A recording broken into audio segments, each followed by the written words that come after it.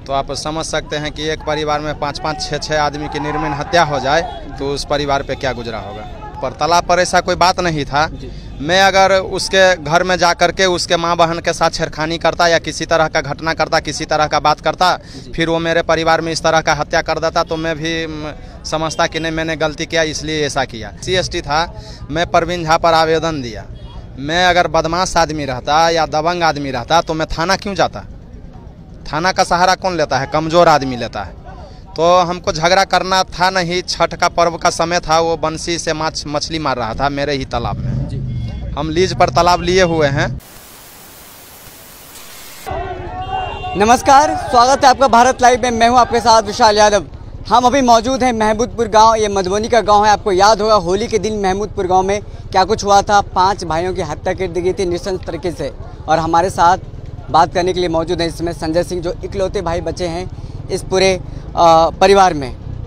संजय जी बताइए, आपके ऊपर पूरा एकदम एक विपदा आ पड़ा है, किस तरह इसको देखते हैं? देखिए, एक परिवार में एक 3 सहोदर भाई चला जाए और 2 चाचा के लड़का हैं और एक महंत जी है, वो भी चाचा के ही लड़का हैं। तो आप समझ सकते हैं कि एक परिवार में 5-5, 6-6 आदमी की निर्मम हत्या हो जाए तो उस परिवार पे क्या गुजरा होगा। ये जो पूरा मामला है, घटना है, किस चीज़ को लेकर के हुआ था? देखिए, मुद्दा तो प्रशासन या चाहे मीडिया वाले बना रहे हैं कि तालाब पर ऐसा कोई बात नहीं था। मैं अगर उसके घर में जा कर के उसके माँ बहन के साथ छेड़खानी करता या किसी तरह का घटना करता, किसी तरह का बात करता, फिर वो मेरे परिवार में इस तरह का हत्या कर देता, तो मैं भी समझता कि नहीं मैंने गलती किया इसलिए ऐसा किया। तो ऐसा तो कुछ बात था ही नहीं, फिर उसने ऐसा घटना क्यों किया।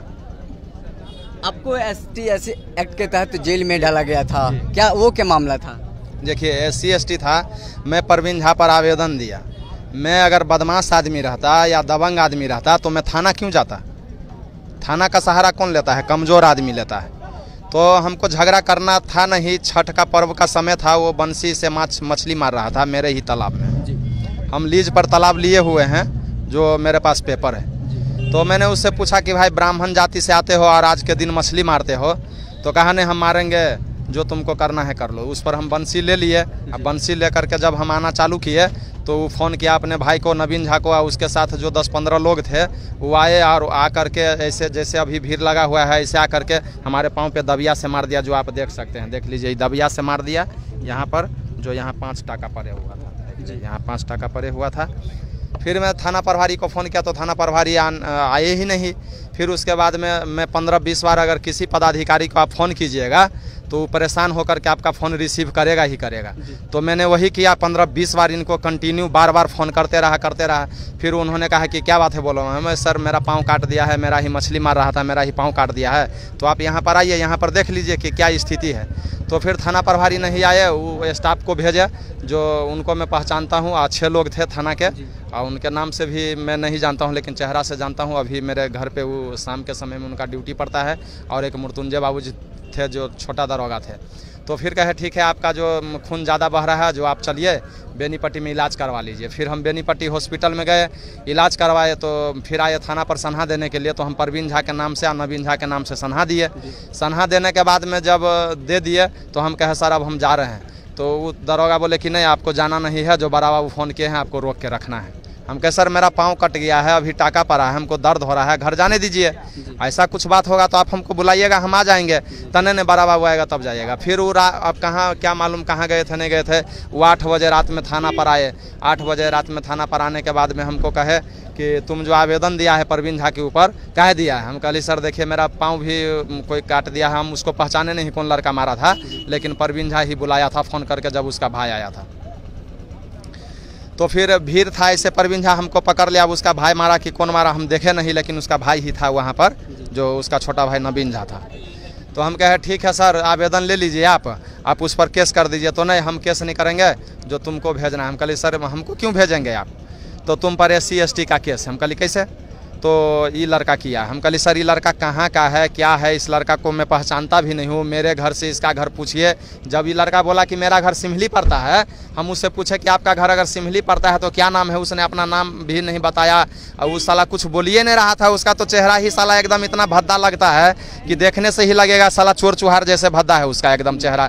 वैसे मुंडी करके बैठे हुआ था। हम बोले भाई तुम हम पर काहे ला केस किया है। वो बोलने से इनकार चला गया। वो कुछ बोलता ही नहीं था। थाना प्रभारी सिखा दिया था या कौन सिखाया था, वो कुछ बोलने से ही नासाकार गया। वो हम उससे बार बार पूछे कि हम पर क्यों केस किया, क्यों केस किया, वो बोलता भी नहीं था। उसके बाद में थाना प्रभारी बोल रहे हैं कि तुम परवीन झा पर जो आवेदन दिया है वो आवेदन तुम रिटर्न कर लो। हम बोले क्यों रिटर्न कर ले सर, तो नहीं तुम मत दो, नहीं तो तुमको इस हरजन जो अभी केस किया है विश्वेश्वर भारती उस लड़का का नाम था, उसको भेज देंगे। तब तक में छोटा दारोगा ये मृत्युंजय बाबू उसका नाम है, उनका नाम है, वो बहुत ही अच्छे लोग हैं।